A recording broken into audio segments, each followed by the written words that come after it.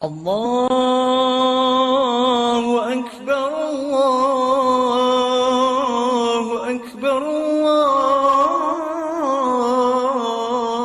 Akbar. Kurban di tengah pandemi memberikan arti tersendiri.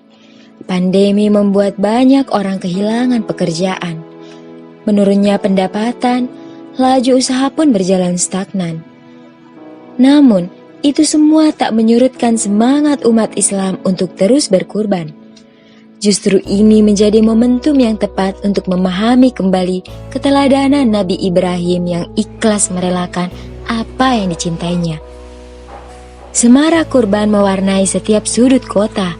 Begitu pula di kantor Yayasan Al-Kahfi cabang Makassar. Pada hari Jumat tanggal 31 Juli, melakukan proses penyembelihan hewan kurban. Sejumlah 3 ekor sapi dan 1 ekor kambing. Tak lupa juga panitia menerapkan protokol pencegahan COVID selama proses berlangsung. Di masa pandemi, daging kurban sangat membantu sekali untuk pemenuhan kebutuhan gizi, khususnya masyarakat kurang mampu. Daging masih menjadi komoditas mahal yang jarang terbeli, seperti yang dirasakan oleh seorang pemulung yang tinggal di Macini Sombala, Salma Dengtene. Sehari-hari kerjanya memulung sampah bersama anaknya yang masih kecil, menelusuri tiap jalan, memasuki pasar, hingga ke kontainer pembuangan sampah, dengan becak sederhana yang sudah tidak bisa ditumpanginya. Dalam 1 kilonya itu 1.000. 1.000 1 kilo. Iya, 1.000 1 kilo. Jadi kalau dapat 10 kilo kan 10.000. Makan daging. Iya. Ini tompi belum kalau tidak tompi paling-paling tempe tahu terus dimakan. Biar tidak ada kado, yang penting ada beras. Makan, yang penting makan kita. Hal inilah yang mendorong Yayasan Al-Kahfi cabang Makassar mendistribusikan daging kurban ke masyarakat kurang mampu yang berada di daerah pinggiran Macini Sombala, Mariso, dan pesisir Talo, serta warga duafa di sekitar yayasan. Alhamdulillah, ada 300 paket daging kurban yang siap dibagikan dengan sistem pengantaran. Lokasi pertama yang dituju adalah wilayah tempat tinggal anak-anak binaan di daerah Mariso, tepatnya di Kelurahan Bontorano. Pembagian dilakukan di sekitar tempat tinggal mereka secara bergiliran. Dari sini, tim distribusi melanjutkan perjalanan ke daerah Macini Sombala, menyusuri tepi kanal hingga rawa-rawa empang, menemukan rumah-rumah terpencil dari kota. Sebagian besar dari mereka bekerja sebagai pemulung dan buruh bangunan. Dengan adanya pembagian daging kurban ini, mereka tak perlu lagi pergi ke jalanan kota untuk mencari daging kurban yang masih tersisa.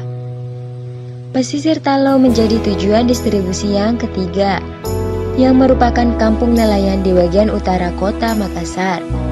Nampak rumah-rumah kayu berdinding seng berjejeran di atas air.